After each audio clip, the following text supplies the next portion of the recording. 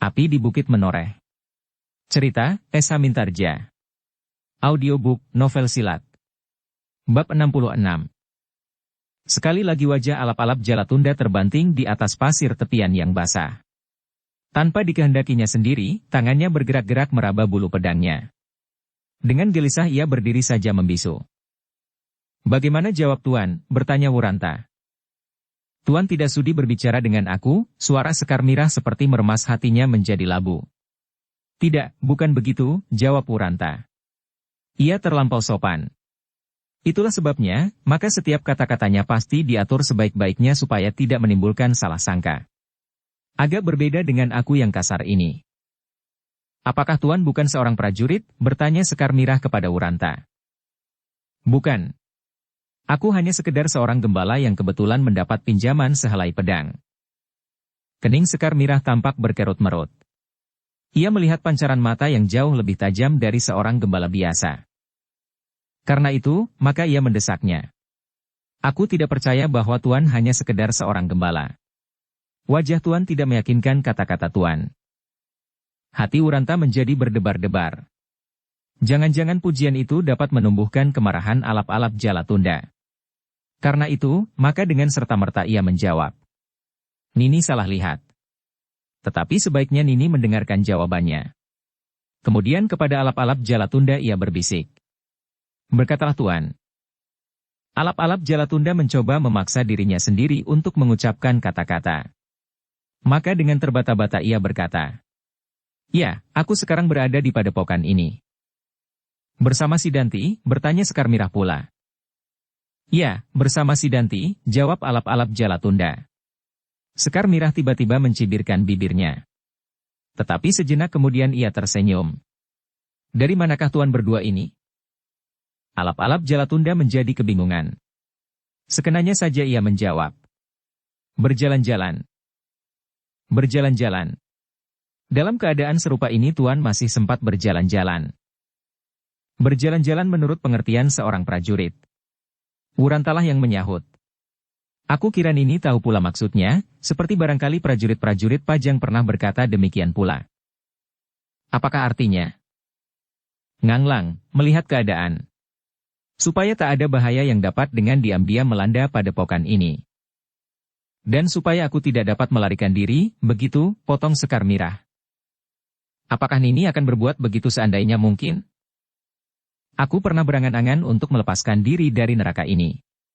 Tetapi ternyata aku akan mengurungkan niatku setelah aku melihat bahwa di dalam neraka pun aku bertemu dengan anak-anak muda yang lain daripada Sidanti." Wajah alap-alap Jalatunda menjadi semakin merah. Kini mulutnya benar-benar menjadi terbungkam. Bahkan terasa seakan-akan dentang jantungnya akan memecahkan dadanya. Tetapi Wuranta menjadi semakin tenang. Sambil tersenyum ia menjawab. "Tetapi neraka ini adalah milik Sidanti, semua isinya adalah miliknya pula." "Bohong," tiba-tiba alap-alap Jalatunda memotong. "Aku sependapat dengan anak muda yang bergelar alap-alap Jalatunda itu," sahut Sekar Mirah. Dan kata-katanya itu membuat dada alap-alap Jalatunda menjadi semakin bergelora. "Oh, jadi demikian," berkala Wuranta. "Kalau begitu aku salah menilai keadaan di padepokan ini." "Kau orang kemarin sore di padepokan ini," geram alap-alap Jalatunda. "Mudah-mudahan kalian benar," gumam Wuranta seperti kepada diri sendiri. "Nah, apakah Tuan juga akan mencuci pakaian seperti aku?" bertanya Sekar Mirah sambil tersenyum. "Tidak," sahut Wuranta. "Kami sedang nganglang." Kemudian kepada alap-alap Jalatunda ia berkata, "Bagaimana Tuan? Apakah kita akan meneruskan perjalanan?" Alap-alap Jalatunda mengangguk. "Marilah." "Kenapa Tuan begitu tergesa-gesa?" bertanya Sekar Mirah. "Kami tidak sedang berjalan-jalan di bawah terangnya bulan purnama," jawab Wuranta. "Mudah-mudahan kesempatan itu suatu ketika datang padaku. Berjalan-jalan sambil berdendang lagu Asmarandana." "Aku akan berdoa untukmu," sahut Sekar Mirah. Wuranta tidak sempat menjawab, ketika alap-alap Jalatunda menggamitnya sambil berkata, "Ayolah. Kau masih saja berbicara." "Oh," desis Wuranta. "Marilah. Kalian benar-benar tidak mau tinggal lebih lama lagi?" Bukan aku yang menentukan, sahut Wuranta. Aku bertanya kepada yang berhak menentukan. Jawablah Tuan, berkata Wuranta. Ah!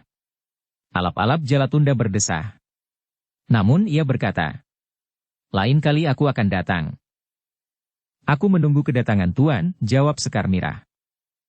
Alap-alap Jalatunda hampir tidak dapat menahan gelora di dalam dadanya. Karena itu maka dengan tergesa-gesa ia melangkah pergi meninggalkan tepian itu.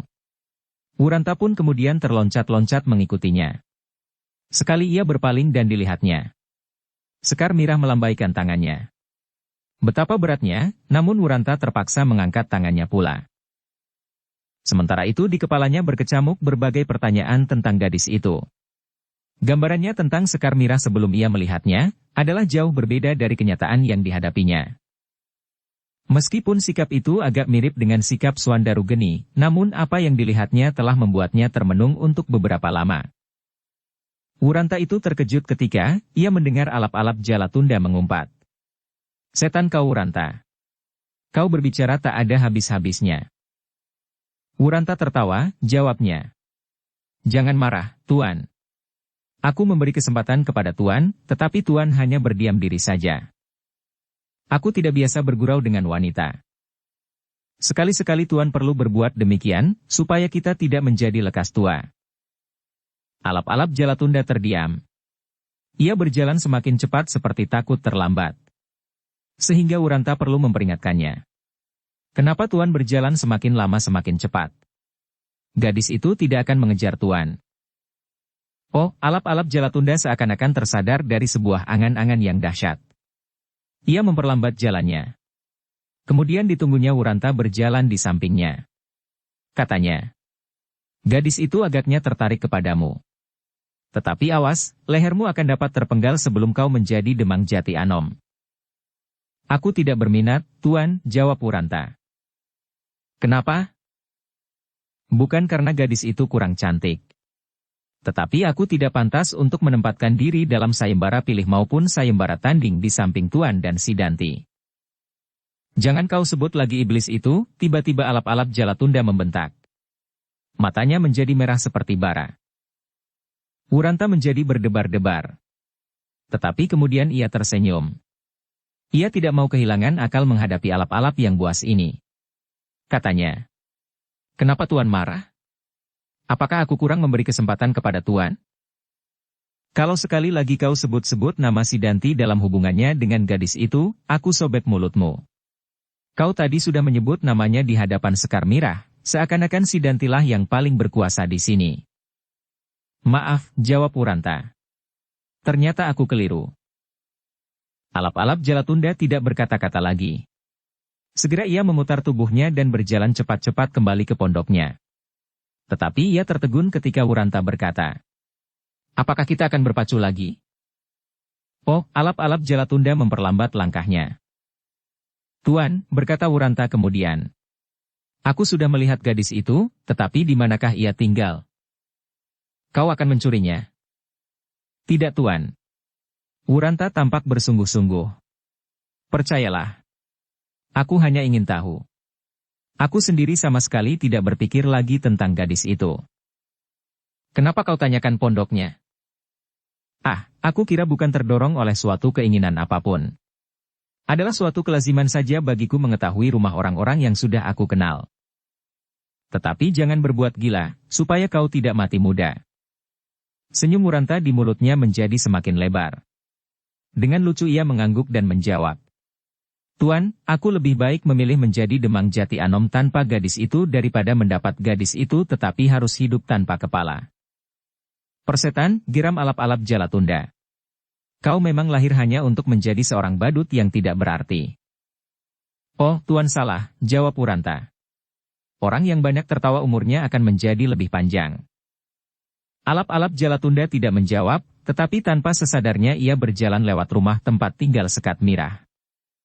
Dengan berbagai macam akal, bahkan dengan akal seorang badut sekalipun akhirnya Wuranta berhasil mengetahui tempat tinggal Sekar Mirah dan ujung sungai yang berupa urung-urung. Kedua penemuan itu baginya sangat berarti. Itulah sebabnya, maka setelah ia berhasil, maka ia tidak lagi banyak bertingkah. Bahkan ia menjadi semakin hati-hati, meskipun ia tidak ingin merubah kesan alap-alap Jalatunda terhadapnya. Seorang badut yang tidak berarti. Tetapi yang dibicarakannya kemudian hanyalah soal-soal yang benar-benar tidak berarti dan tidak ada hubungannya dengan padepokan Tambak Wedi, Sidanti dan Sekar Mirah. Siang itu Uranta dapat beristirahat sepuas-puasnya. Ia ingin tidur sepanjang siang hari. Tetapi bahkan kepalanya menjadi pening karena selama ia berbaring, matanya tidak juga mau dipejamkannya. Berbagai persoalan hilir mudik di kepalanya. Sekar Mirah, urung-urung sungai dan rumah tempat gadis itu tinggal. Tetapi tidak kalah menggelisahkan adalah sikap alap-alap Jalatunda terhadap Sekar Mirah. Sinar matanya yang buas dan liar telah mencemaskannya. Namun yang mengherankannya adalah sikap Sekar Mirah sendiri. Apakah gadis itu tidak melihat sorot mata alap-alap Jalatunda yang seakan-akan akan membakar gadis itu, meskipun hanya sekilas? Bagi Uranta, sikap Sekar Mirah sendiri adalah sikap yang sangat berbahaya. Uranta menarik nafas dalam-dalam ketika ia mendapat perintah sekali lagi, malam itu ia harus turun ke Jati Anom. Ia harus melihat perkembangan keadaan. Ia harus melihat, apakah yang terjadi kemudian di Jati Anom? Senja itu Uranta berangkat dengan dada yang berdebar-debar. Apakah ada seseorang lagi yang akan mengintainya? Apakah alap-alap Jalatunda masih juga mengikutinya? Tetapi Uranta tidak lagi menjadi cemas. Ia akan pulang saja ke rumahnya. Kalau Agung Sedayu atau salah seorang dari ketiganya tidak ada di rumahnya, ia dapat meninggalkan pesan supaya pagi harinya disampaikan ke rumah Agung Sedayu oleh salah seorang keluarganya. Akhirnya malam yang kelam pun turun menyelimuti lereng Merapi. Perjalanan Uranta menjadi semakin lama semakin dekat dengan Kademangan Jati Anom. 2 hari ia telah berada di padepokan Tambak Wedi, tetapi ia sendiri belum berkesempatan untuk melihat seluruh bagian dari terapat itu. Meskipun demikian bagian-bagian terpenting telah dilihatnya. Seandainya keadaan memaksa, maka ia telah dapat memberi beberapa petunjuk kepada Agung Sedayu dan Suandaru. Dengan hati yang berdebar-debar Uranta melangkah terus. Sekali dua kali ia berpaling, tetapi ia tidak melihat seorang pun. Ia masih belum tahu benar, apakah perjalanannya itu diikuti oleh seseorang atau tidak. Tetapi agaknya Sidanti masih belum juga mempercayainya bulat-bulat. Ketika ia memasuki halaman rumahnya, maka ia tidak segera melintasi halaman masuk ke dalam rumahnya. Sejenak ia berdiri di balik regol halaman di dalam tempat yang terlindung. Ia mencoba memperhatikan, kalau seseorang mengikutinya. Tetapi beberapa lama ia berdiri, ia tidak mendengar sesuatu. Karena itu maka ia pun segera masuk ke dalam rumahnya lewat pintu butulan di belakang. Ketika pintu terbuka, ia mendengar suara Agung Sedayu dan Suandaru berdesis. Hampir aku tidak sabar menunggumu. Uranta menarik nafas dalam-dalam. Ternyata kedua anak muda itu telah menunggunya. Ketika kedua kakinya telah melampaui telundak pintu, maka segera pintu itu akan ditutupnya. Tetapi Uranta terkejut ketika ia mendengar suara lirih di belakangnya. Jangan ditutup dahulu. Uranta mencoba memandangi arah suara itu di dalam gelap. Ia sudah berusaha untuk melihat dan mendengar seluruh isi halamannya. Tetapi ia tidak dapat melihat orang itu. Aku, Ger, berkata suara itu. Kita Numetir, bertanya Uranta. Ya, jawab orang yang ternyata kita Numetir. Aku menunggu Angger di ujung Kademangan ini. Seperti Angger Agung Sedayu dan Angger Suandaru, aku pun hampir tidak sabar. Alangkah banyaknya nyamuk di Kademangan ini. Ketika aku hampir kehabisan kesabaran, barulah aku melihatmu berjalan tertatih-tatih di dalam malam yang semakin gelap. Oh! Uranta tersenyum. Baru kemudian ia melihat kita Numetir berdiri di bawah sebatang pohon kemuning yang rimbun. Keduanya pun kemudian masuk dan menutup pintu rumah itu rapat-rapat. Aneh, desis Uranta. Apa yang aneh? Bertanya Agung Sedayu. Ternyata kita Numetir mengikuti aku sejak dari ujung Kademangan ini. Ketika aku memasuki regol halaman, aku telah berlindung sejenak, menunggu apabila seseorang mengikuti aku. Tetapi aku tidak melihat seorang pun. Namun ternyata orang yang mengikuti aku berhasil masuk tidak setahuku. Oh, sahut kita Numetir. Itu mudah sekali dilakukan. Bagaimana? Aku mendahului Angger masuk ke dalam halaman ini. Sebab aku tahu pasti bahwa Angger akan memasuki halaman rumah ini. Oh, Wuranta tersenyum. Tampaknya sederhana sekali. Tetapi anak muda itu menjadi semakin mengagumi orang tua yang bernama Kitanumetir itu. Sejenak mereka terdiam, seakan-akan sesuatu telah membungkam mereka. Hanya wajah-wajah merekalah yang membersihkan berbagai macam perasaan yang bergolak di dalam hati. Di kejauhan terdengar angkup nangka seakan-akan sedang mengeluh. Seperti anak-anak yang rindu menunggu ibunya Rena di tempat yang sangat jauh.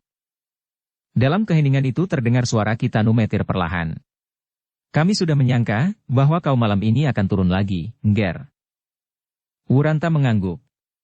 Ya, Kiai, aku mendapat tugas untuk melihat perkembangan 3 orang prajurit berkuda yang kemarin aku beritahukan kepada Sidanti. Kitanumetir mengangguk-anggukan kepalanya. Katanya, perkembangannya berlangsung terlampau cepat. Hari ini pasukan Untara telah berada di Jati Anom. Hei! Wuranta mengerutkan alisnya.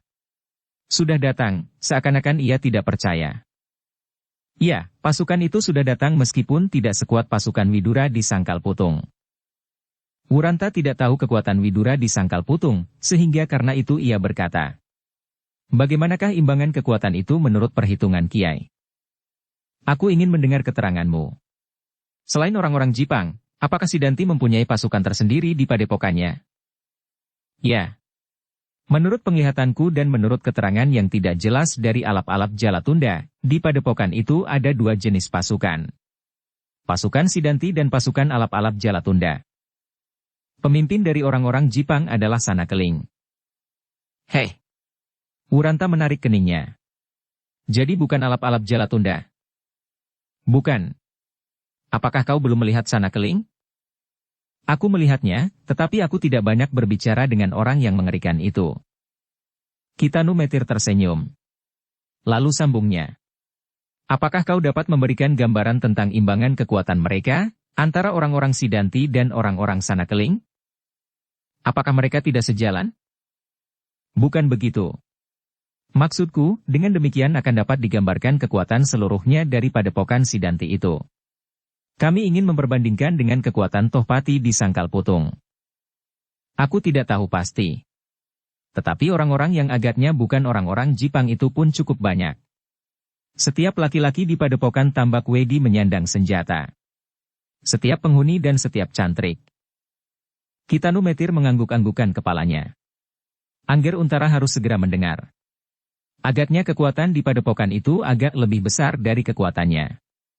Bahkan mungkin lebih besar dari kekuatan Tohpati. Sedang pasukan Pajang di Jati Anom tidak sekuat pasukan Angger Widura, apalagi tanpa anak-anak muda Sangkal Putung. Wuranta ikut mengangguk-anggukan kepalanya, tetapi ia tidak menyahut. Yang terdengar adalah suara Kitanumetir itu masih saja bergumam seperti kepada diri sendiri. Aku kira kemungkinan yang dapat dilakukan oleh Angger Untara adalah menarik sebagian pasukan Angger Widura. Baginya tidak ada kesempatan untuk menyusun kekuatan anak-anak muda Jati Anom seperti Sangkal Putung dalam menghadapi orang-orang Jipang. Tetapi apabila ada gerakan Sidanti ke Sangkal Putung, Angger Wuranta harus segera menyampaikan kabar itu kemari. Wuranta masih mengangguk-anggukan kepalanya. Tetapi tiba-tiba terkejut ketika Suandaru memotong. Kiai hanya mengatakan tentang pasukan Jipang dan pasukan Pajang. Tetapi Kiai tidak minta keterangan tentang Sekar Mirah. Bukankah kedatangan kami sebenarnya berkepentingan dengan Sekar Mirah? Oh. Kitanumetir berpaling memandangi muridnya yang gemuk itu. Katanya. Iya. Kau benar. Kita berkepentingan dengan Sekar Mirah. Tetapi kita berkepentingan pula dengan pasukan Pajang itu. Itu adalah persoalan kedua bagi kita Kiai. Agung Sedayu menyahut. Sekarang bagaimana kita menyelamatkan Sekar Mirah? Kitanumetir menarik nafas dalam-dalam. Baiklah. Aku akan berbicara tentang Sekar Mirah. Tetapi ingat, kita tidak dapat berbicara tentang Sekar Mirah tanpa berbicara tentang Sidanti. Dan kita tidak dapat berbicara tentang Sidanti tanpa berbicara tentang Untara. Tak ada gunanya kita mendahului pasukan Kakang Untara kalau kita masih harus menunggu mereka. Menunggu prajurit-prajurit Pajang itu siap menghadapi Sidanti. Kedua persoalan itu tidak dapat dipisahkan. Keduanya mempunyai sifat yang berbeda, sahut Suandaru. Sekar Mirah tidak dapat dibiarkan seperti daerah Tambak Wedi itu sendiri. 1000 tahun lagi Sidanti berada di Tambak Wedi, maka Tambak Wedi tidak akan mengalami noda apapun seperti Tambak Wedi yang sudah berbentuk seperti sekarang ini. Tetapi Sekar Mirah tidak. Setiap 1 hari bertambah panjang, maka noda itu pun menjadi semakin dekat padanya. Dan apabila noda itu sudah melekat padanya, maka seumur hidupnya ia akan tersiksa. Kitanumetir tidak segera menjawab. Ditatapnya wajah muridnya itu. Ia tahu benar, dorongan apakah yang telah membuat Swandaru menjadi terlampau keras. Tetapi ia tidak ingin terlampau memanjakan murid-muridnya, sehingga karena itu ia menjawab. Jadi bagaimana anak Mas Swandaru? Apakah kau telah cukup menyusun rencana yang harus aku kerjakan? Kalau demikian, marilah. Aku akan melakukan segala ketentuan yang telah kau buat. Jawaban itu telah membentur dada Swandaru seperti 7 kali sekeras bunyi cambuk Kiai Gringsing itu. Karena itu maka wajahnya pun menjadi tertunduk lemah. Perlahan-lahan terdengar ia berdesah. Maaf Kiai. Aku terlampau bingung. Kitanumetir menjadi beribah hati setelah ia melihat muridnya menjadi menyesal. Tetapi wajahnya hampir-hampir tidak menunjukkan perasaannya itu. Sedang Muranta yang melihat mereka menjadi heran. Begitu besar pengaruh Kitanumetir atas Swandaru. Maka besarlah dugaannya bahwa Kitanumetir adalah guru kedua anak muda itu. Setelah mereka sejenak berdiam diri maka berkatalah Kitanumetir. Anak Mas Wuranta. Sekarang aku ingin tahu, bagaimanakah dengan seorang gadis yang bernama Sekar Mirah? Apakah kau telah melihatnya? Ya Kiai, aku telah bertemu dengan Sekar Mirah. Agung Sedayu dan Swandaru tersentak mendengar jawaban itu sehingga tanpa mereka sadari mereka bergeser maju. Tetapi mereka tidak segera berani bertanya. Kitanumetir mengangguk-anggukan kepalanya kemudian dilanjutkannya pertanyaannya. Bagaimanakah dengan Sekar Mirah? Apakah ia selamat? Menurut pengamatanku, ia baik-baik saja, Kiai. Tidak ada sesuatu apapun dengan dia? Kening Wuranta menjadi berkerut-merut. Ia tahu maksud pertanyaan itu. Tiba-tiba ia menjadi ragu-ragu. Dan pertanyaan itu bergema kembali di dalam hatinya. Tidak ada sesuatu apapun dengan dia? Karena Wuranta tidak segera menjawab maka Agung Sedayu yang didorong oleh berbagai macam perasaan di dalam dadanya mendesaknya. Bagaimana Kakang Wuranta? Apakah tidak ada sesuatu yang terjadi? Dalam keraguan-raguan Wuranta menjawab. Tidak. Aku kira tidak. Tetapi Wuranta sendiri tidak dapat meyakini kebenaran jawabannya. Namun menilik kata-kata alap-alap Jalatunda yang menyebut Sidanti sebagai seorang pengecut terhadap wanita, maka Sekar Mirah masih belum disentuhnya. Agung Sedayu itu pun menarik nafas dalam-dalam. Tetapi gelora di dalam dadanya seakan-akan hendak meledakkan dadanya. Ia ingin segera berangkat ke lereng Merapi, ke padepokan Tambak Wedi. Ia ingin segera melihat apa yang sebenarnya terjadi atas Sekar Mirah. Dalam pada itu terdengar Kitanumetir bertanya pula. Di manakah kau jumpai gadis itu? Di sungai Kiai. Ketiga orang yang mendengar jawaban itu terkejut. Di sungai, hampir berbareng mereka mengulang. Ya. Dukung channel Novel Silat dengan subscribe, follow, like, komen dan share. Kitanumetir beringsut maju. Sambil mengerutkan dahinya ia berkata. Angger Wuranta. Keteranganmu mengenai Sekar Mirah sangat menarik perhatian. Apakah benar kau jumpai Sekar Mirah itu sedang berada di sungai? Ya Kiai. Gadis itu sedang mencuci. Kitanumetir mengangguk-anggukan kepalanya. Kemudian katanya. Anak Mas, cobalah ceritakan apakah yang Angger ketahui tentang Sekar Mirah dan tentang padepokan itu? Wuranta pun kemudian dengan singkat menceritakan apa yang telah dilihatnya, dan apakah yang telah didengarnya. Dikatakannya tentang Sekar Mirah yang sedang mencuci pakaiannya, tentang urung-urung dan tentang dinding yang mengelilingi padepokan itu. Tentang sikap alap-alap Jalatunda dan sikap orang-orang yang dijumpainya. Tetapi ada satu yang tidak diceritakannya, adalah sikap Sekar Mirah kepadanya dan kepada alap-alap Jalatunda. Wuranta masih ingin mengetahui latar belakang daripada sikap itu. Sebab ia yakin bahwa Sekar Mirah tidak akan berbuat demikian tanpa sesuatu maksud tertentu. Belum lagi Wuranta selesai bercerita, telah terdengar gemeretak gigi Swandaru Geni. Dengan gemetar ia berdesis. Kalau aku tidak dapat mengambil kembali Sekar Mirah, maka lebih baik aku tidak kembali ke Sangkal Putung. Adalah aib yang tidak dapat dihapuskan dari keningku, dari kening Kademangan Sangkal Putung, bahwa Padepokan Tambak Wedi berhasil mencuri Sekar Mirah dari lingkungannya. Kitanu Metir menarik nafas dalam-dalam mendengar kata-kata Suandaru.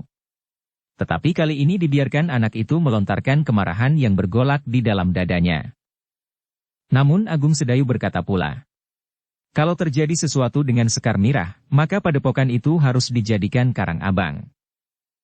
Bagus, tiba-tiba Suandaru menyahut. Ternyata itu lebih baik. Setiap anak muda Sangkal Putung pun akan sependapat. Pasukan Paman Widura, pasukan Kakang Untara dan anak-anak muda Jati Anom akan menghancur-lumatkan setiap hidup di atas Padepokan Tambak Wedi. Kitanu Metir masih saja berdiam diri. Dibiarkannya anak-anak muda itu melepaskan perasaannya. Dibiarkannya mereka mengurangi nyeri-nyeri yang seakan-akan meremas-remas jantung. Baru ketika kedua anak-anak muda itu menjadi agak tenang, maka Kitanu Metir mulai berbicara lagi. Bagaimanakah dengan dinding padepokan itu? Dinding itu cukup tinggi, Kiai. Bahkan hampir merupakan sebuah benteng. Di dalam maupun di luar dinding itu cukup banyak orang-orang Sidanti maupun orang-orang Jipang yang berkeliaran siang dan malam. Kitanu Metir mengangguk-anggukan kepalanya. Tampaklah kerut-merut di dahinya menjadi semakin dalam. Orang tua itu pun kemudian mengangguk-anggukan kepalanya sambil berkata, Angger Wuranta, bukankah malam ini Angger kembali ke Padepokan Tambak Wedi?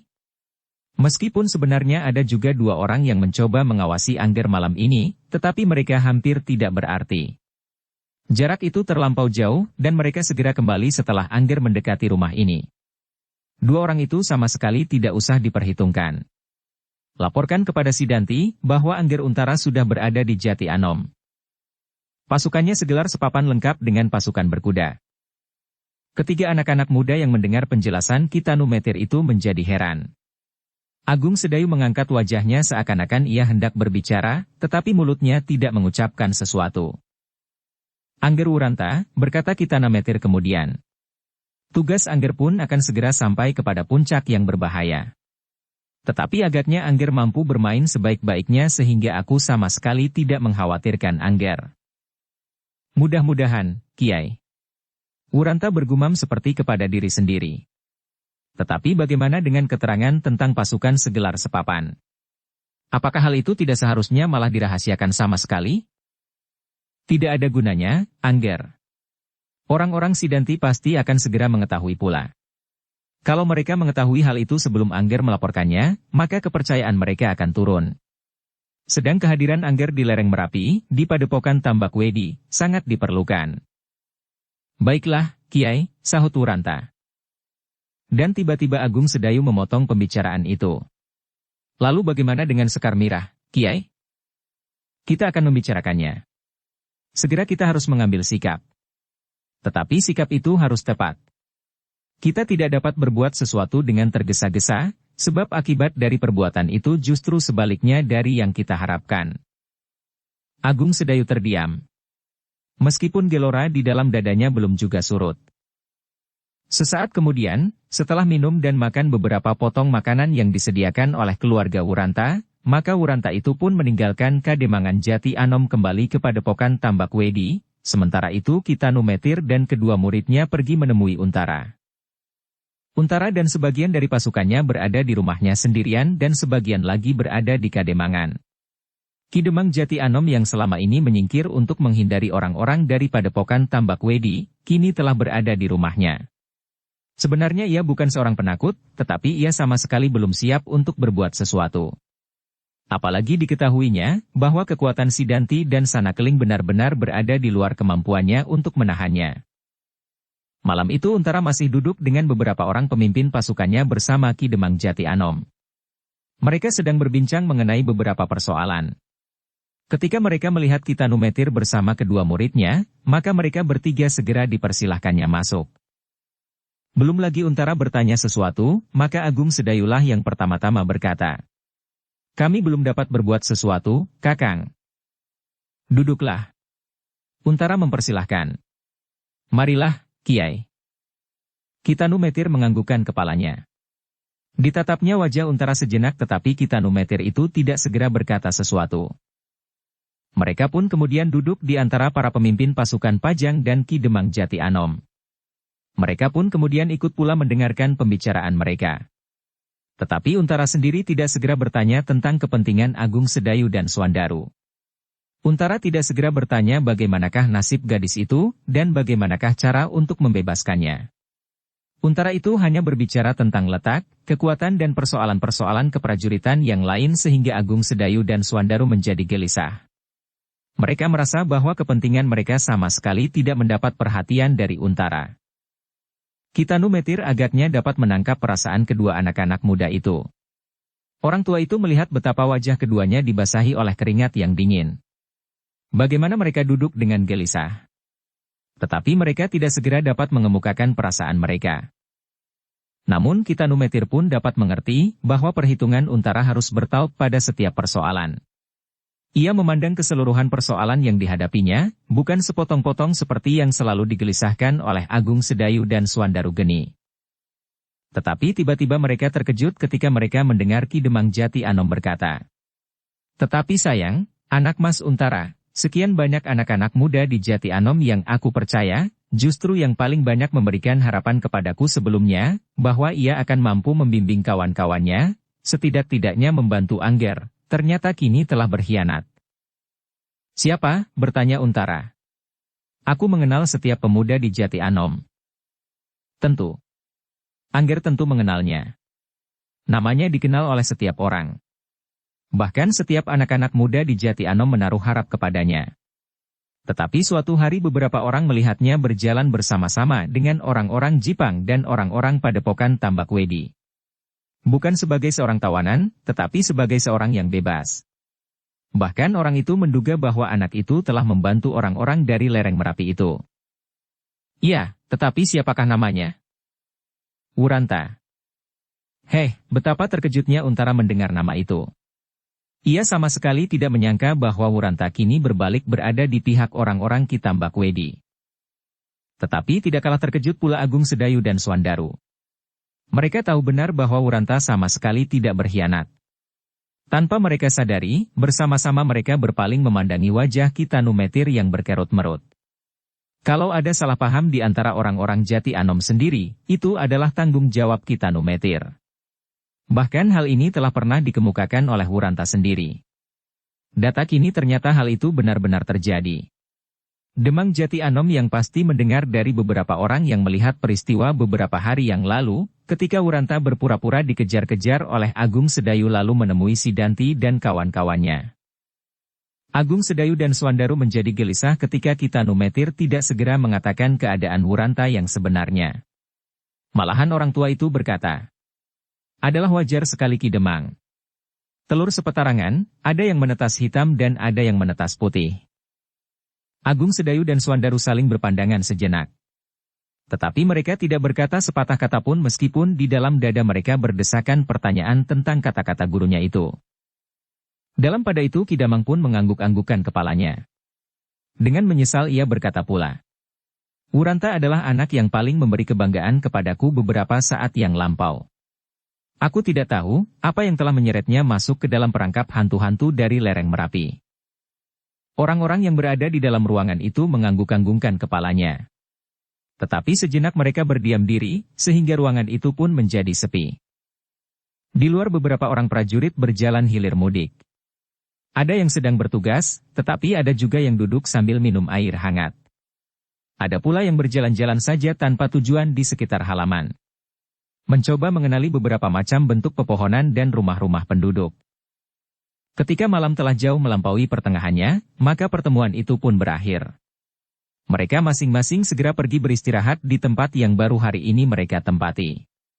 Ki Demang pun kemudian kembali ke Kademangan dengan hati yang tenang. Sebab di rumahnya kini berada sebagian dari prajurit-prajurit Untara. Ruangan pertemuan itu kini menjadi semakin sepi. Yang berada di dalamnya hanyalah Untara, Agung Sedayu, Swandaru dan Ki Tanumetir.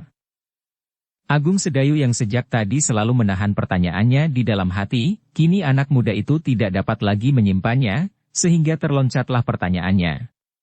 "Kiai, bagaimana dengan Wuranta?"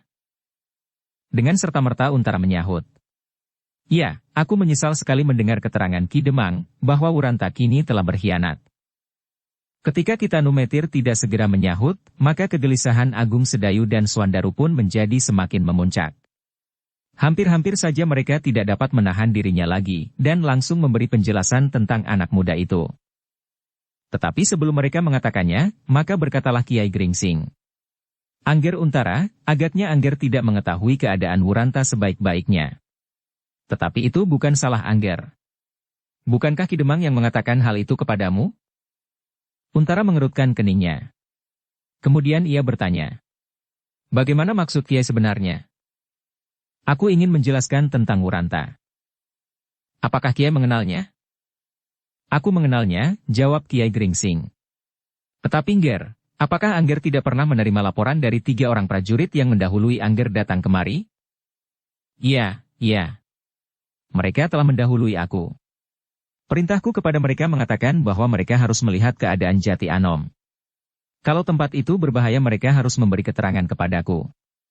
Kalau tidak, maka mereka pun harus menyatakan bahwa mereka telah kembali dan tidak terdapat hal-hal yang menghalangi keberangkatan kami. Dan mereka kemudian telah kembali. Malahan mereka bertemu dengan Agung Sedayu, Swandaru, dan Kiai di sini. Tidak di rumah ini. Oh, Untara mengerutkan keningnya. Laporan itu tidak terperinci. Apakah mereka tidak mengatakan tentang seorang anak muda yang lain, yang malam itu pergi ke lereng Merapi? Iya, iya. Wajah Untara menjadi agak tegang. Aku mendengarnya. Aku memang sudah merencanakan untuk menanyakan hal itu kepada Kiai langsung. Keterangan orang-orangku tentang anak muda itu tidak begitu jelas. Aku ingin tahu, apakah menurut pertimbangan Kiai anak itu tidak berbahaya bagi kita di sini? Anak itu banyak membantu kami. Akulah yang menempatkannya sehingga anak itu mendapat kepercayaan dari Sidanti. Dari Sidanti? Bagaimanakah sebenarnya persoalan yang Kiai katakan itu? Ah, tidak aneh. Angger juga mempunyai suatu kelompok prajurit sandi. Untara mengerutkan keningnya. Anak itu agaknya berhasil masuk ke dalam lingkungan mereka untuk kepentingan kita. Untara kini mengangguk-anggukan kepalanya. Sambil meraba-raba janggutnya yang tumbuh tidak teratur ia bertanya. Apakah Kiai meyakininya? Aku melihat sejak ia mulai. Sahut Kiai Gringsing. Lalu diceritakannya serba sedikit tentang keadaan Wuranta. Sehingga justru dari anak muda itu ia mendapat banyak keterangan mengenai padepokan Tambak Wadi dan mengenai Sekar Mirah. Oh, Untara menarik nafas dalam-dalam, begitulah ceritanya. Jadi anak muda itu adalah Wuranta. Ya, Wuranta. Aku kira ketika orang-orangmu mendengar juga nama itu. Aku belum sempat mendengar laporannya dengan lengkap.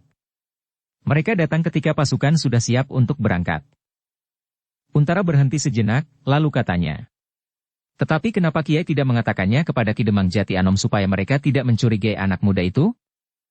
Ki Tambak Wedi mempunyai 1000 pasang telinga. Telinga-telinga itu berada di pepohonan, di dinding-dinding halaman, di regol-regol dan tersebar di mana saja. Sedang kita di sini masing-masing mempunyai 1000 mulut yang akan mengatakan setiap rahasia dari mulut yang satu ke mulut yang lain. Aku belum tahu benar tentang diri Ki Demang Jati Anom. Untara mengerutkan keningnya. Sejenak wajahnya menjadi berkerut-merut, namun sejenak kemudian ia pun tersenyum. Katanya, Kiai cukup hati-hati. Seharusnya aku sudah mengerti akan hal itu.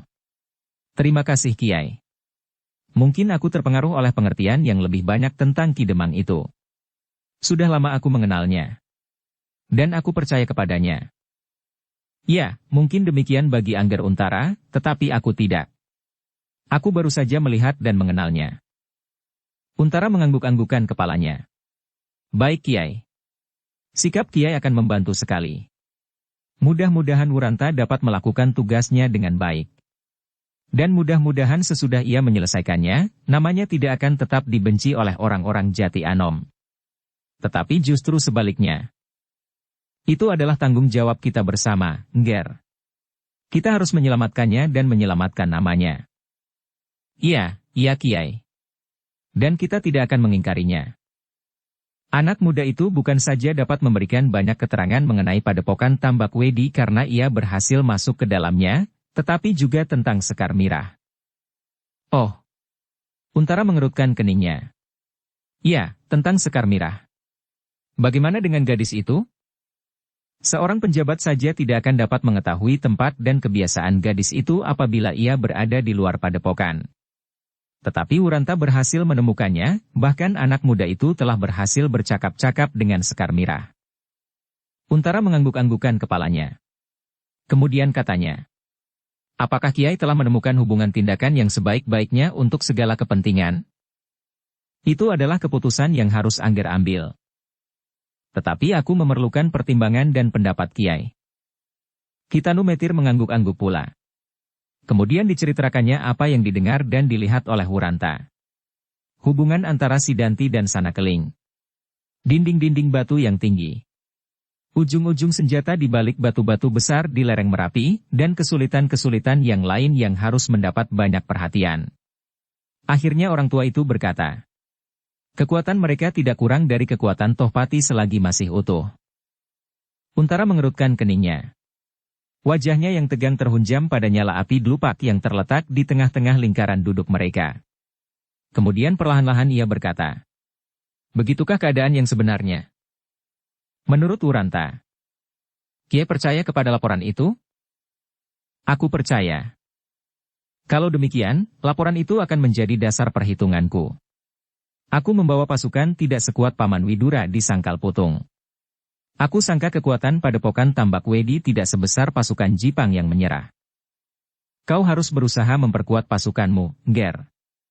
Sebelum orang-orang Tambak Wedi mengetahui. Kalau mereka mengambil sikap, mendahului menyerang Jati Anom sebelum Angger bersiap, maka keadaan Angger akan menjadi sulit. Ya, Kiai. Yang mula-mula akan membantu aku adalah anak-anak muda Jati Anom. Mereka adalah kawan-kawan bermain di masa kanak-kanak. Tetapi kekuatan itu tidak seberapa. Orang-orang yang tinggal di Padepokan Tambak Wedi serupa benar dengan orang-orang Sangkal Putung. Setiap lelaki adalah seorang prajurit. Untara mengangguk-anggukan kepalanya. Ia harus mempertimbangkan keadaan itu sebaik-baiknya. Kalau Tambak Wedi mendahului memukul Jati Anom, maka ia pasti benar-benar berada dalam kesulitan. Mungkin pasukannya akan mampu mengundurkan diri dengan korban yang sekecil-kecilnya, tetapi bagaimana dengan Kademangan Jati Anom ini sendiri? Mungkin orang-orang Tambak Wedi akan menetap di Kademangan ini atau menghancurkan isi dan bentuknya. Yang kedua itulah yang paling mungkin dilakukan. Sebab bagi orang-orang Tambak Wedi dan sisa-sisa pengikut Tohpati itu lebih merasa aman bertahan di Padepokan Tambak Wedi. Aku harus mengambil sikap segera, desis Untara. Satu-satunya jalan yang segera dapat aku lakukan adalah menarik sebagian pasukan Pajang di Sangkal Putung. Tetapi itu pasti mengandung bahaya, seandainya orang-orang Sanakeling dan Sidanti langsung menyerang Sangkal Putung. Mungkin aku dapat menempatkan beberapa orang pengawas, tetapi kemungkinan yang paling pahit harus menjadi pertimbanganku. Kitanu Metir tidak menjawab. Pikirannya pun berkata demikian dan ia pun menjadi cemas seperti Untara, apabila Tambak Wedi langsung menusuk ke Sangkal Patung. Sejenak mereka terdiam. Untara sibuk berpikir tentang masalah yang sedang dihadapinya. Masalah yang segera harus mendapat pemecahan. Dan ia berterima kasih kepada Kiai Gringsing dan kepada Wuranta yang telah memungkinkan ia melihat perimbangan kekuatan antara pasukannya dan pasukan lawannya. Namun dalam pada itu Agung Sedayu dan Swandaru masih saja dirisaukan oleh sikap Untara. Meskipun guru mereka telah menyinggung-nyinggung tentang Sekar Mirah, tetapi Untara seakan-akan menanggapinya dengan acuh tidak acuh. Sehingga karena dadanya yang pepat, maka diberanikannya dirinya bertanya. Kakang, lalu bagaimana dengan Sekar Mirah? Untara mengangkat wajahnya. Perlahan-lahan ia menarik nafas dalam-dalam. Kemudian katanya kepada Kiai Gringsing. Bagaimanakah dengan gadis itu, Kiai? Apakah yang telah Kiai lakukan dengan mendahului keberangkatan kami? Yang baru kami lakukan adalah menemukan Angger Wuranta, sahut Kiai Gringsing. Kalau kita dapat menyelesaikan persoalan Ki Tambak Wedi, merebut kedudukan mereka, bukankah persoalan Sekar Mirah itu akan selesai dengan sendirinya? Agung Sedayu dan Swandaru tersentak di tempatnya. Bahkan setapak mereka bergeser maju. Wajah-wajah mereka menjadi tegang dan bahkan terdengar Swandaru berdesis dalam nada yang tinggi. Tidak. Tidak semudah itu. Untara mengerutkan keningnya. Ditatapnya wajah Swandaru yang gemuk bulat itu, tetapi Swandaru pun menatap wajah Untara dengan tajamnya. Setiap hari aku berkelahi dengan gadis itu, tetapi ia adalah adikku. Aku adalah saudaranya laki-laki. Karena itu keselamatannya adalah menjadi tanggung jawabku. Wajah Untara pun kemudian menjadi tegang. Bagaimanakah maksudmu? Ia bertanya. Sekar Mirah harus mendapat perhatian yang khusus. Ia harus mendapat penyelesaian lebih dahulu justru sebelum pasukan Pajang menyerang Padepokan Tambak Wedi. Sebab apabila demikian, maka Sekar Mirah akan menjadi Banten. Ia akan menjadi tempat untuk melepaskan kemarahan orang-orang Tambak Wedi. Seperti seekor kambing di antara kawanan serigala yang lapar dan buas. Dahi Untara pun kemudian menjadi berkerut-merut. Lalu apa yang harus aku kerjakan? Swandaru terdiam, namun sorot matanya masih memancarkan suatu tuntutan perasaannya yang tidak terucapkan. Yang menjawab pertanyaan Untara itu adalah Agung Sedayu. Kakang, setiap tindakan atas padepokan itu harus dipertimbangkan pula keselamatan Sekar Mirah. Kakang tidak akan dapat bertindak hanya berdasarkan kepentingan pasukan saja. Untara mengangguk-anggukan kepalanya, jawabnya. Ya, aku memang memperhatikan keduanya. Aku mempertimbangkan untung rugi setiap tindakan. Itulah sebabnya aku tidak dapat dengan tergesa-gesa mengambil sikap apapun tentang Sekar Mirah. Sejak aku masih berada di Sangkal Putung, bukankah pendirian itu sudah kau mengerti? Tanggung jawabku adalah tanggung jawab keprajuritan. Aku bertanggung jawab terhadap Panglima Wiratamtama. Tidak kepada orang lain. Karena itu maka setiap tindakanku pun berdasarkan atas pertanggungan jawab itu. Agung Sedayu dan Swandaru sama sekali tidak puas mendengar jawaban itu. Hampir saja mereka berbareng menyatakan perasaannya. Tetapi Kiai Gringsing, orang tua yang telah kenyang makan pahit manis kehidupan, segera memotongnya. Nah, apalagi yang masih akan dipersoalkan? Semuanya sudah jelas. Semuanya berpijak pada pendirian yang serupa. Mungkin ada perbedaan landasan untuk berbuat, tetapi unsur-unsur yang harus dipertimbangkan tidak berbeda. Adalah wajar bahwa sudut pandangan Angger Swandaru dan Agung Sedayu berbeda dengan Angger Untara. Tetapi kalian masing-masing tidak akan dapat berbuat sendiri-sendiri. Apalagi dalam keadaan sekarang, di mana Angger Untara masih harus memikirkan jumlah dan kekuatannya. Bukankah begitu Angger? Untara menarik nafas dalam-dalam. Meskipun ia tidak sependapat sepenuhnya, tetapi kalimat Kitanumetir yang terakhir merupakan tekanan yang tidak dapat dihindarinya. Ia dihadapkan pada kenyataan bahwa pasukan Pajang tidak akan dapat berdiri sendiri tanpa orang-orang itu. Meskipun Untara tidak lagi secara langsung memerlukan anak-anak muda Sangkal Putung, tetapi hal itu tidak akan dapat dihindarinya. Setiap ia menginginkan sebagian dari pasukan Widura, maka setiap kali ia harus mempertimbangkan anak-anak muda Kademangan itu. Dan Swandaru adalah pemimpin langsung dari anak-anak muda Sangkal Putung. Apalagi kalau diingatnya, bahwa Kitanumetirlah yang mengatakan pertimbangan itu. Tak ada orang lain yang dapat mengimbangi kekuatan dan kemampuan Ki Tambak Wedi selain Kitanumetir. Pertimbangan-pertimbangan itulah yang membuat Untara mengangguk-anggukkan kepalanya sambil bergumam dalam nada yang datar. Ya, Kiai benar. Aku tidak dapat berbuat lain lepas dari pertimbangan itu. Aku tahu benar maksud Kiai. Dan aku tidak dapat melangkahinya. Jangan begitu, Nger, berkata Kiai Gringsing. Aku sama sekali tidak meletakkan pepalang di hadapan Angger sebagai pertanda, kapan dan bagaimana Angger harus berbuat. Bukankah kenyataan yang Angger hadapi pun memaksa Angger untuk diam di Kademangan ini untuk sementara dan merahasiakan kekuatan Angger yang sebenarnya? Bukankah Angger Untara tidak akan dapat segera memukul Padepokan Tambak Wedi karena jumlah pasukan Angger kurang mencukupi? Untara menarik nafas dalam-dalam. Ya, Kiai benar. Namun terasa sesuatu seakan-akan menyentuh jantungnya. Angger Untara, berkata Kitanumetir. Ketahuilah, bahwa Angger Wuranta malam ini datang ke Kademangan ini. Untara mengangkat wajahnya sambil bertanya. Di mana ia sekarang? Ia telah kembali. Aku ingin bertemu. Jangan sekarang, Nger. Masih ada 1-2 orang yang bertugas mengawasinya. Karena itu ia harus dijaga benar-benar agar tidak dicurigai oleh orang-orang lereng Merapi itu. Malam ini Angger Wuranta membawa berita bahwa siang tadi Angger Untara telah datang di Jati Anom. Kenapa berita itu justru dibawa oleh Wuranta? Adalah lebih baik demikian, sebab mereka pasti akan segera tahu pula. Bahkan apabila Angger Wuranta belum memberitahukan kepada mereka, maka kepercayaan mereka kepada Angger Wuranta akan surut. Setidak-tidaknya mereka menganggap bahwa Angger Wuranta kurang cakap melakukan tugasnya. Tetapi yang perlu Angger ketahui adalah, bahwa Angger Wuranta akan melaporkan kepada Sidanti, bahwa Angger datang segelar sepapan lengkap dengan prajurit-prajurit berkuda. Kenapa demikian? Sidanti akan ragu-ragu untuk mendahului menyerang Angger. Karena itu Angger pun harus pasang gelar sandi. Setiap hari Angger harus membuat kesan seakan-akan Kademangan penuh dengan prajurit. Setiap hari semua prajurit harus keluar, berjalan dalam kelompok-kelompok dan meronda berkeliling. Beberapa orang berkuda harus selalu hilir mudik pula di segenap sudut Kademangan. Untara mengangguk-anggukan kepalanya. Sebagai seorang senapati segera ia menangkap maksud Kiai Gringsing. Ia harus berusaha mengelabuhi petugas-petugas sandi dari Tambak Wedi yang pasti akan dipasang oleh Sidanti.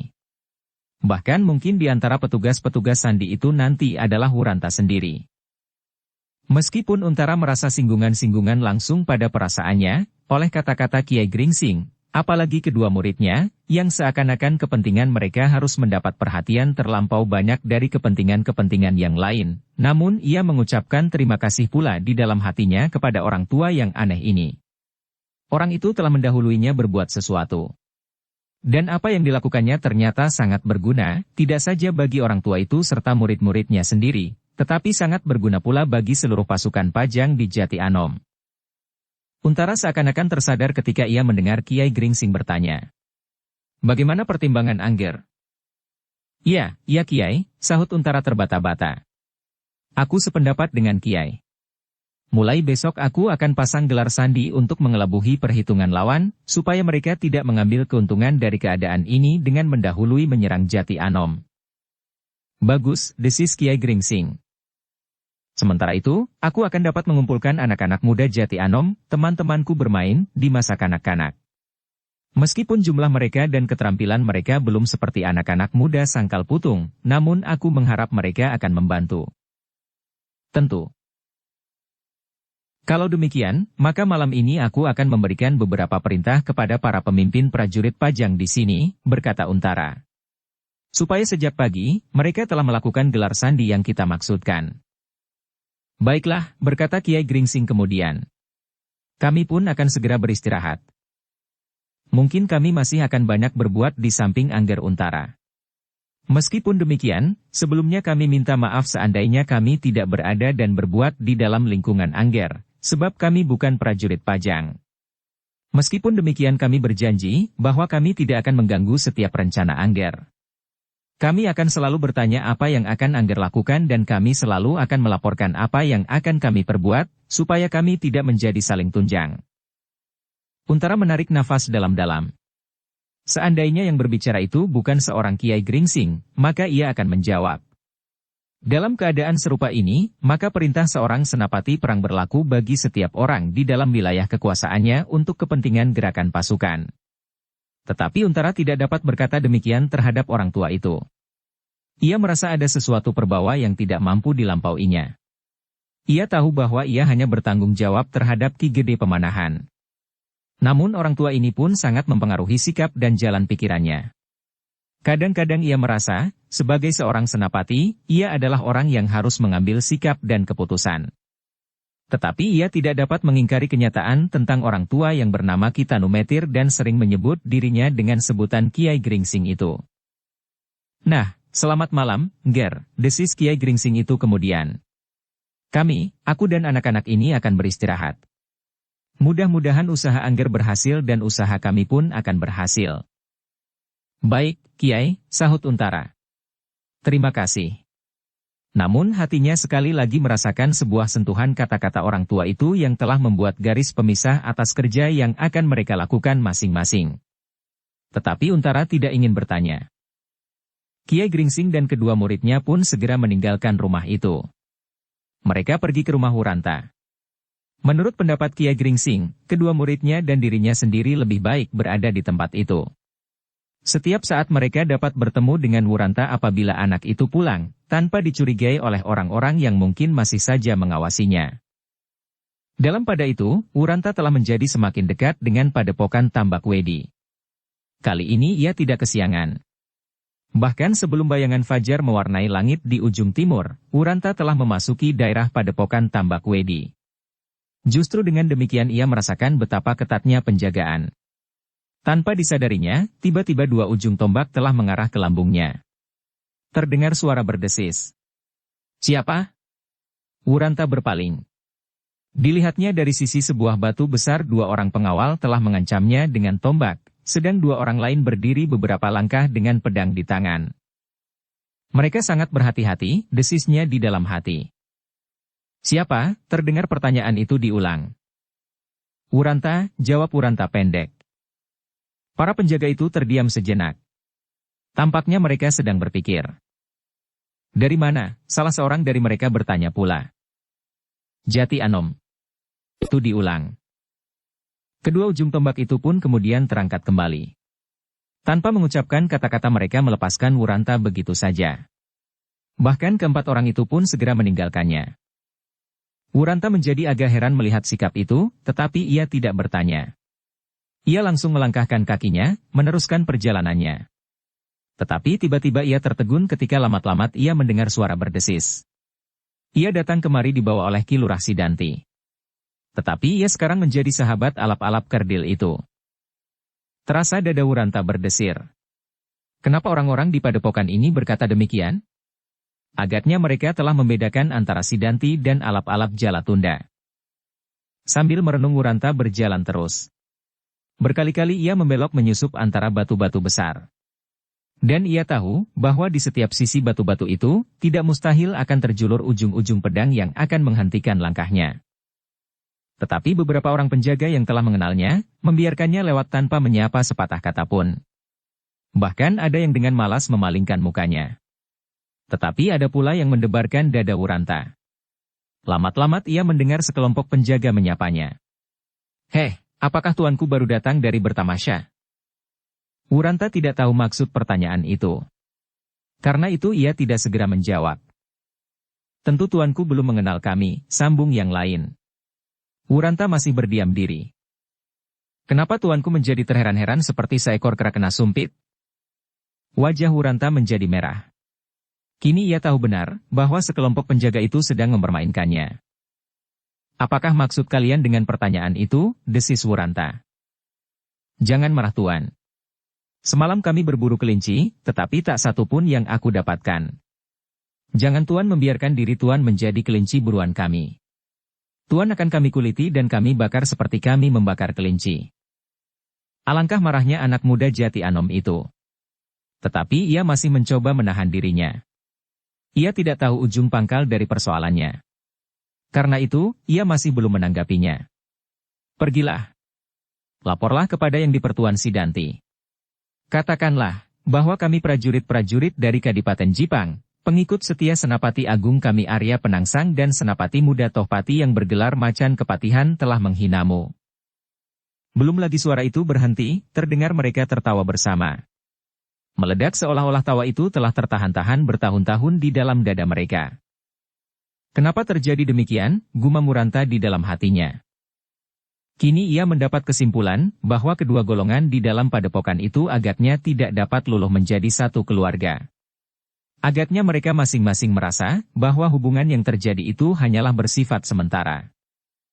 Kini tahulah Wuranta, kenapa beberapa orang yang ditemuinya baru-baru saja bersikap aneh terhadapnya. Tahulah ia kenapa orang-orang itu berkata bahwa kedatangannya kemari karena ia dibawa oleh Sidanti, tetapi ia kini telah menjadi sahabat alap-alap yang kerdil. Wuranta menarik nafas. Ia tidak ingin menanggapi orang-orang itu. Dengan demikian ia akan hanyut dalam pertentangan orang-orang padepokan itu sendiri tanpa dapat menyelesaikan pekerjaan yang dibebankan kepadanya. Tetapi sebelum ia melangkahkan kakinya, dadanya berdesir sekali lagi. Tiba-tiba ia melihat bayangan seseorang berdiri di atas sebuah batu yang besar sambil bertolak pinggang. Terdengarlah suaranya lantang. "Ayo, siapa yang ingin bertemu dengan Sidanti? Inilah Sidanti. Jangan hanya berteriak-teriak di belakang punggung." Tiba-tiba setiap suara dan orang-orang yang menyebut dirinya prajurit Jipang itu terdiam. Tak seorang pun yang berani bergerak dari tempatnya. Mulut mereka pun seolah-olah terkunci. Bahkan beberapa orang menjadi saling berpandangan. Dalam keadaan yang demikian, terasa betapa besar perbawa Sidanti. Prajurit-prajurit Jipang itu pun dapat dipengaruhinya seperti kena sihir. Laki-laki yang tegap dan kokoh, dengan berbagai macam senjata di tangan mereka, berdiri diam seperti patung oleh kehadiran Sidanti itu. "Ayo," berkata Sidanti. "Siapa yang ingin mencoba, bagaimana Sidanti berbuat terhadap orang-orang yang ingin menghinanya? Padepokan ini adalah padepokan guruku. Kalian berada di tempat ini karena belas kasihan guruku, Ki Tambak Wedi.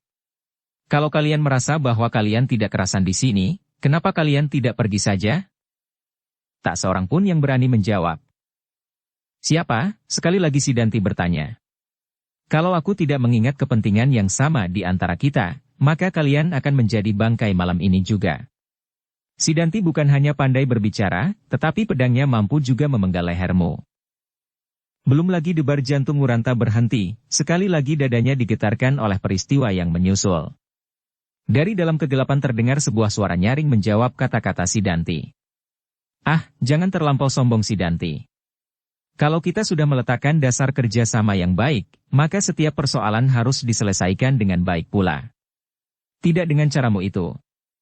Kau dapat menghubungi aku, dan akulah yang akan bertindak atas anak-anakku yang kau anggap kurang sopan.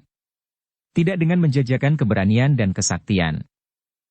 Orang-orang Jipang itulah yang keterlaluan," bantah Sidanti. "Mereka sengaja menghinaku. Tetapi caramu tidak menyenangkan aku. Aku tidak peduli, apakah kau senang atau tidak senang. Kalau demikian, apa maumu?" Dari dalam kegelapan, Wuranta melihat sebuah bayangan meluncur langsung bertengger di atas sebuah batu yang lain tepat di hadapan Sidanti. Orang itu adalah Sanakeling. Kini keduanya telah berhadapan dengan wajah-wajah yang tegang. Meskipun mereka belum mencabut pedang masing-masing, tetapi di tangan kiri mereka telah tergenggam senjata-senjata rangkapan, justru senjata-senjata mereka yang berbahaya. Tangan kiri Sidanti menggenggam nenggalannya yang runcing di kedua ujungnya, sedang tangan kiri Sanakeling menggenggam sebuah bindi. Dalam ketegangan itu, tiba-tiba mereka telah dikejutkan oleh sebuah ledakan di samping mereka. Sebuah batu yang besar terpukul sehingga percikan pecahannya berserakan ke segala penjuru. Kemudian berdentang sebuah gelang-gelang besi di bawah batu-batu tempat Sidanti dan Sanakeling berdiri. Sidanti dan Sanakeling menyeringai bersama-sama. Bahkan orang-orang Jipang pun terdengar mengaduh. Ternyata pecahan-pecahan batu itu telah melukai tubuh-tubuh mereka sehingga berdarah. Yang dapat berbuat sedahsyat itu, dengan senjata semacam itu tidak ada duanya. Pasti Ki Tambak Wedi. Dan sejenak kemudian Ki Tambak Wedi telah berdiri di antara mereka. Di antara Sidanti dan Sanakeling. Dengan wajah yang merah padam, maka ditunjuknya hidung Sanakeling dan Sidanti berganti-ganti. "Gila. Kalian anak-anak gila. Apakah kalian sadari apa yang kalian lakukan itu? Alangkah bodohnya. Alangkah gobloknya. Kalian akan menghancurkan diri sendiri di hadapan hidung orang-orang Pajang. Apakah kalian buta dan tuli? Lihat dan dengar. Sekarang pasukan Pajang telah berada di Jati Anom." Sidanti, Sanakeling, dan orang-orang Jipang yang lain terkejut untuk kedua kalinya. Kini jantung mereka bergetar dan seakan-akan mereka disentakkan pada sebuah mimpi yang mengerikan. Bahwa orang Pajang akan datang ke Jati Anom adalah suatu hal yang telah mereka duga, tetapi demikian cepatnya itu cepatlah di luar perhitungan mereka. Karena itu dengan serta-merta Sidanti bertanya. "Apakah mereka orang-orang Pajang yang berada di Sangkal Putung?" "Aku tidak tahu," sahut Ki Tambak Wedi. Kemudian ia melanjutkan. "Dari Sangkal Putung atau bukan, tetapi kalau kalian berkelahi sesama kalian, maka membunuh kalian akan sama mudahnya mencekik katak kekeringan." Sanakeling dan Sidanti terdiam. Keduanya menundukkan kepala masing-masing. Namun mereka merasa beruntung bahwa belum terjadi sesuatu di antara mereka. Kalau mereka bertempur, maka anak buah mereka pun pasti tidak akan tinggal diam. Dan kini mereka tidak akan dapat lagi saling menyembunyikan diri, bahwa sebenarnya di dalam padepokan itu telah terjadi keretakan yang semakin lama menjadi semakin parah. Hanya karena Ki Tambak Wedi lah maka mereka tetap berada di pihak masing-masing sambil mengendalikan diri sekuat-kuat hati. Namun Kitambak Wedi pun yang tampaknya berdiri di tengah-tengah itu, sebenarnya tidak berpijak di tempatnya dengan jujur. Ia tetap memelihara ikatan di antara mereka, karena mereka mempunyai kepentingan yang bersamaan. Tetapi apabila kepentingan bersama itu telah lampau, maka dengan hati dan darah yang dingin, Kitambak Wedi akan dengan mudah membinasakan orang-orang Jipang yang kini berada di pihaknya. Kesepian itu tiba-tiba pecah, ketika dengan serta-merta pula si Danti berkata, "Hei Wuranta, bukankah kau datang dari Jati Anom?" Wuranta tersentak. Dengan terbata-bata ia menjawab, "Ya Tuan." Tetapi hatinya menjadi kecut ketika ia mendengar Kitambak Wedi telah mengatakannya lebih dahulu, bahwa orang-orang Pajang telah berada di Jati Anom. Guru telah mengatakan bahwa orang-orang Pajang sudah berada di Jati Anom. Lalu apa kerjamu sehingga kau belum mengetahuinya?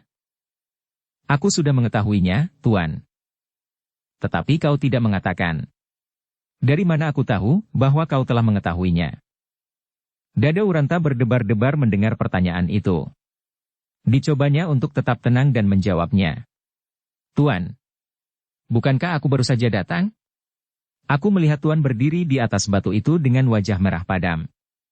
Bagaimana aku berani berbuat sesuatu? Si Danti mengangguk-anggukan kepalanya. Kemudian katanya, apakah baru sekarang kau ketahui? Pasukan Untara datang siang kemarin.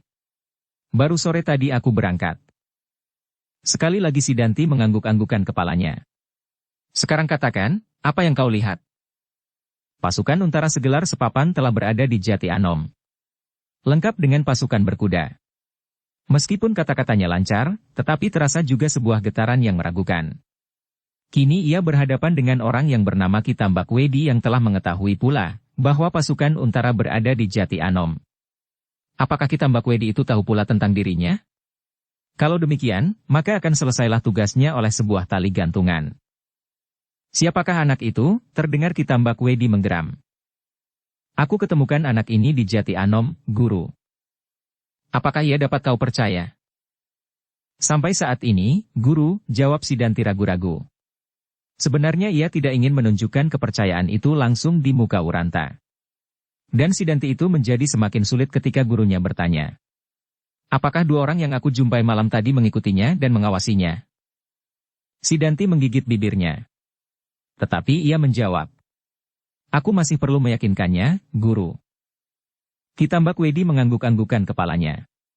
Sedang Wuranta menundukkan wajahnya untuk menyembunyikan berbagai kesan yang bergolak di dalam dirinya.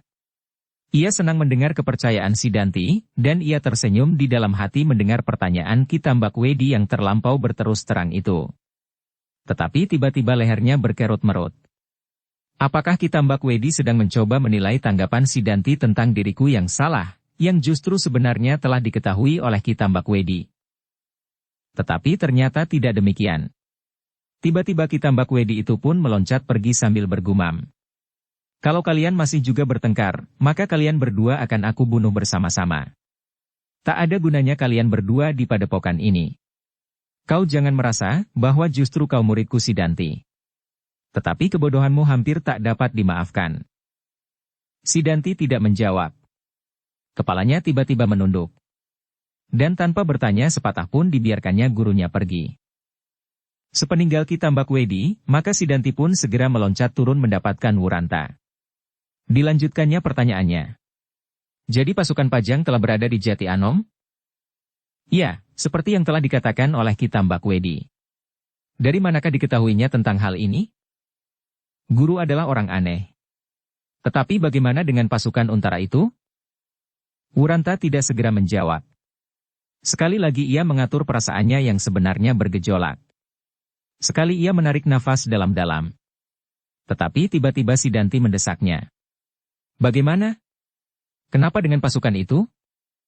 Pasukan Untara datang segelar sepapan, Tuan. Bagaimana dengan pasukan Untara itu dibandingkan dengan pasukan Widura? Hampir saja terloncat jawaban dari mulutnya, tetapi untunglah ia menjadi sadar bahwa ia belum pernah melihat pasukan Widura. Maka jawabnya. Pasukan Widura yang manakah yang Tuan maksud? Oh. Si Danti menelan ludahnya. Kau belum pernah melihatnya. Pasukan itu berada di Sangkal Putung. Wuranta mengangguk-anggukan kepalanya. Untunglah ia tidak terlanjur menjawab karena terlampau bernafsu. Tetapi bagaimana aku mendapat gambaran tentang kekuatan pasukan Untara itu? Sulit Tuan. Adalah sulit bagiku untuk mengatakan seberapa banyak orang di dalam pasukan itu. Baik, baik. Guru pasti akan melihatnya sendiri. Kalau tidak, aku akan mengirim seseorang yang cukup berpengalaman melihat kekuatan pasukan. Silahkanlah Tuan, gumam Wuranta.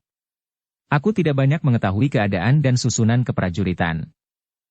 Kau perlu pengetahuan mengenai hal itu Wuranta, apabila kau akan menjadi seorang prajurit yang baik kelak. Aku tidak begitu bernafsu untuk menjadi seorang prajurit, Tuan. Aku ingin menjadi seorang demang.